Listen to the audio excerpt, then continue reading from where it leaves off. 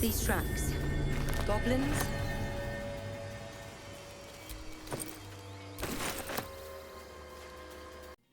Hi, it's Zebon925 and welcome to Nypsy Does Honor Mode Part 3.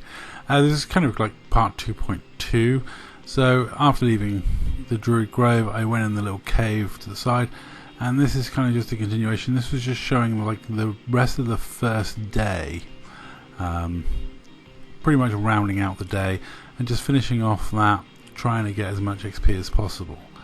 Now, as you can see with Will, he's fully boosted up, and like myself, he's using mage armor.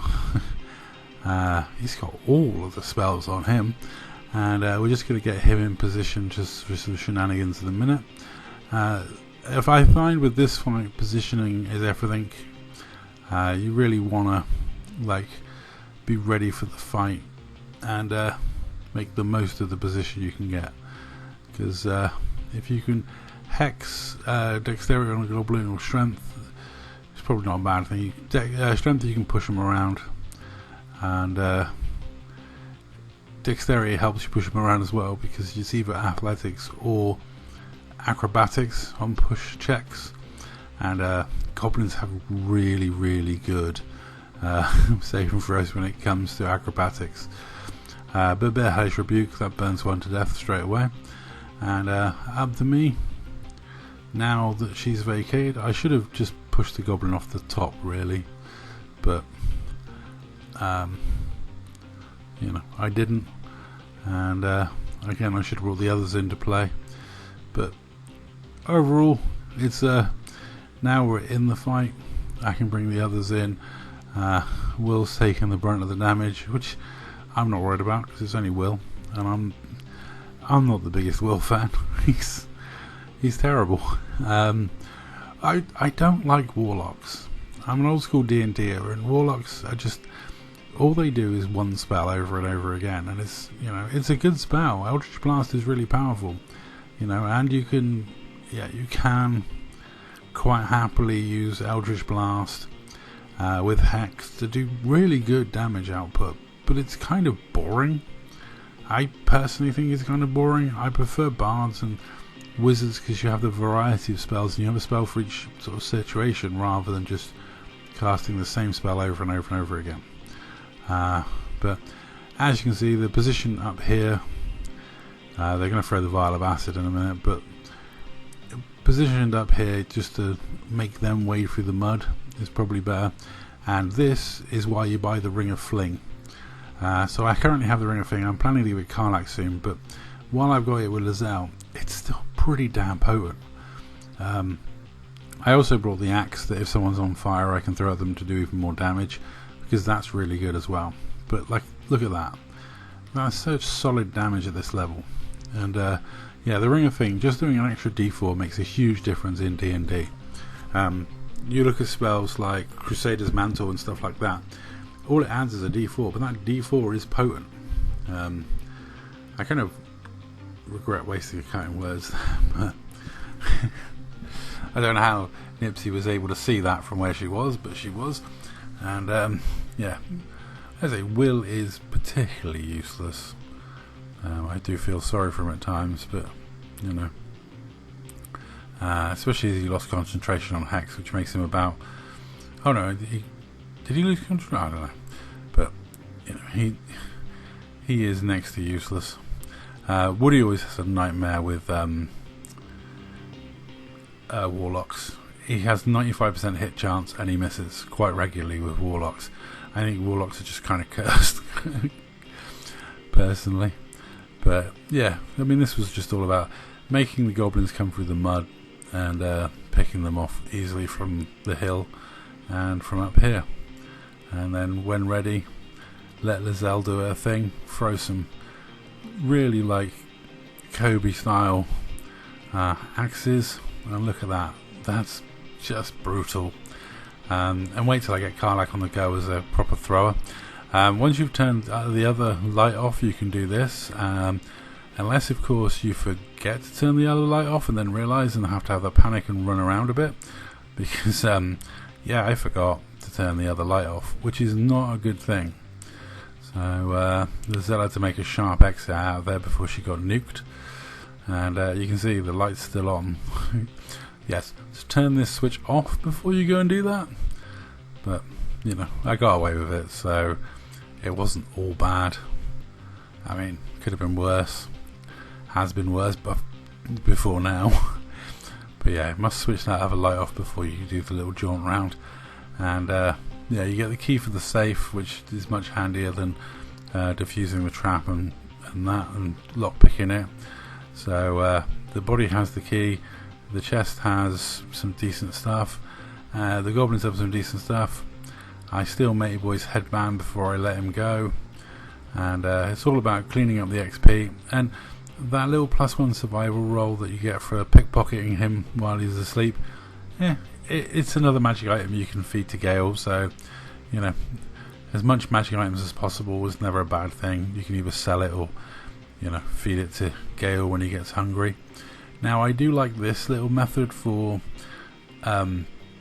getting to the house with a girl that's paralysed, because you can try and do the door, but you have to like fog cloud it or obscure your view.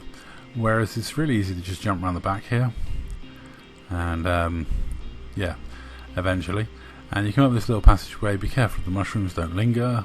This little pouch at the back of the house is really good. And yeah, so if you've never been this way, it's a really good little part of the grove to get into, because you can now do the lady that's in the room where the rat wants you to get to the chest. Now, I do find you can minor illusion distract her and pick the chest if you're quick enough, or you turn it into turn-based mode and get the rat going that way. You can just steal the items out of the chest and black your way with a persuasion check, which is what I've just done in me and Woody's multiplayer game. But on the whole, I tend to just wait, because what's in the chest is just money. Doesn't really matter. It's a green gem thing. So I just get the amulet ready, get some guidance cast on me, because I'm swapping amulets to the one without guidance, because I'm just going to have to make a persuasion roll, and yeah, just jump in here.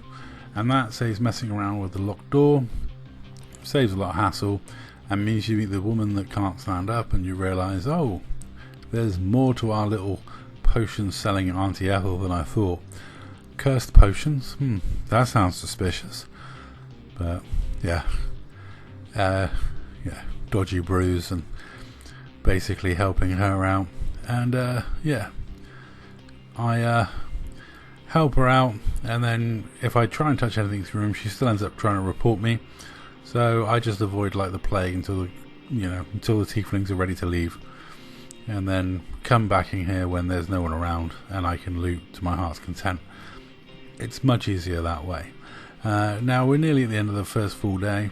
I can't believe that I could have made the second episode like 2 hours worth of gameplay. But now I want to loot some more bodies, talk to Annoying Boy, get the info on the night song, and yeah, that's the first lead of the night song, which is nice and early and a good little side quest to get your teeth into. And I really need to get some better clothes for Nypsy. The boring standard robe is just but it's a while before you get any decent non-armor items. There's lots of good armors, but then we get our very best boy. Got to pick up Scratch, because he's awesome and everyone loves it when you stroke him. And yeah, and the plan is to pick up the loyal dog and the loyal barbarian. I'm not sure which has got the highest intelligence out of the two of them, but ADHD girl is fun. And yeah, so there's a back way you slip through to get to there, which is up here, and then you go make sure you loot the skeleton for the ring. That's really annoying, because I have to remember to put it on and take it off, because it's +3 to sleight of hands, -1 charisma. So I obviously don't want it on when I'm using my bard spells, but I want it on while I'm picking chests and locks. Survival failed is not a problem, because you can always bring your shovel out as soon as it says survival failed and shovel at your feet, and you'll find the chest anyway.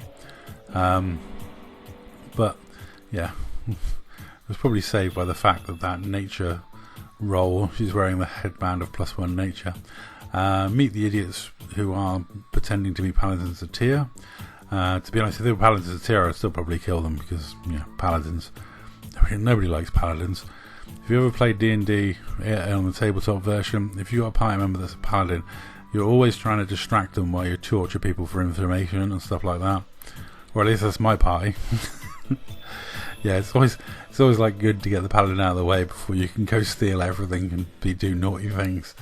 Rogues be rogues, bards be bards, and paladins don't let you do any of it or have any fun. It's nice to come up with it before you meet Karlach, because as soon as you meet Karlach, you're going to end up having to come over and have the fight. This is a fight I try and avoid until after he can one-shot people, because his smite, he hits like an absolute Matt truck with that sword and smite. It's never a great idea to get into a fight with someone who can one-shot you. Just ask anyone who's fought Mike Tyson. It's never a good idea to fight someone that can just deck you in one hit. So there we go. We meet my very favourite companion. Her romance is one of the most fun ones in the game. But she's great as your buddy as well as a character to romance. I've done all three of the ladies as the romancing. I've not done any of the male characters. I don't really feel like doing any of the male characters anytime soon. I might mess around with that when I do some Origin playthroughs later on using some of the cheat mods, or I might play around that with the polygamy mod, because then you can do what you like. But anyway, that was day 1 done, and that's all for this episode. Thanks for watching.